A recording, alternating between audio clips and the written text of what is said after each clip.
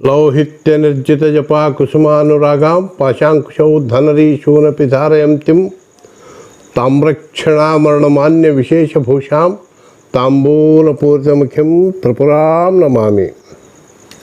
ಕಿರೀಟಂ ವೈರಿಂಚಂ ಪರಿಹರಪುರಃ ಖೈಟಬಬಿದಃ ಕಠೋರೆ ಕೋಠಿರೆ ಸ್ಖಲಿಸಿಜಹಿ ಜಂಭಾರಿಮುಕುಟಂ ಪ್ರಣಮ್ರಷ್ಟೇ ತೇಷು ಪ್ರಸವಮುಪಯಾತಶ್ಚ ಭವನಂ ಭವಶ್ಯಾಭ್ಯುತ್ಥಾನೆ ತವ ಪರಿಜನೋಕ್ತಿರ್ ವಿಜಯತೆ ವಿಜಯತೆ ವಿಜಯತೆ. ಓಂ ಸ್ವಸ್ತಿ.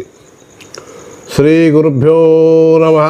ಹರಿ ಓಂ. ಮೀನರಾಶಿಯ ಬಂಧುಗಳಿಗೆ ಸ್ವಾಗತ ಸುಸ್ವಾಗತ.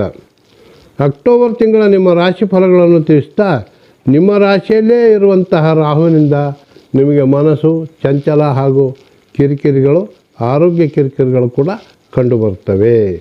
ಜೊತೆಗೆ 12ನೇ ಶನಿ ಇರುವುದರಿಂದ, ಅಂದರೆ 7.5 ಇರುವುದರಿಂದ ಅದರ ಒಂದು ತೊಂದರೆಗಳು ಕೂಡ ಶೀತ, ಜ್ವರ, ಸುಸ್ತು ಮತ್ತು ಯಾವುದೇ ಕಾರ್ಯಗಳಲ್ಲಿ ಆ ಒಂದು ಪ್ರಗತಿ ಕಂಡುಬರುವುದಿಲ್ಲ. ಕಾರಣ ಒಂದು ನವಗ್ರಹ ಶಾಂತಿಯನ್ನು ತಾವು ಮಾಡಿಸುವುದು ಅವಶ್ಯಕತೆ ಇರುತ್ತದೆ.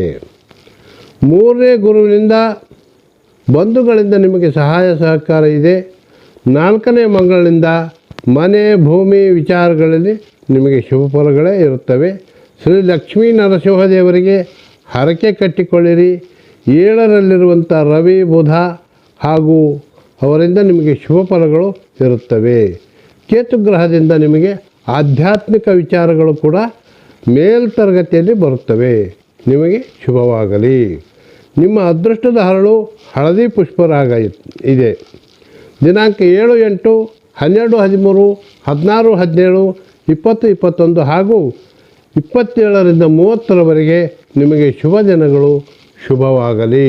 ಸರ್ವೇ ಜನಾಃ ಸುಖಿನೋ ಭವಂತು. ಸಮಸ್ತ ಸನ್ಮಂಗಲಾನಿ ಭವಂತು.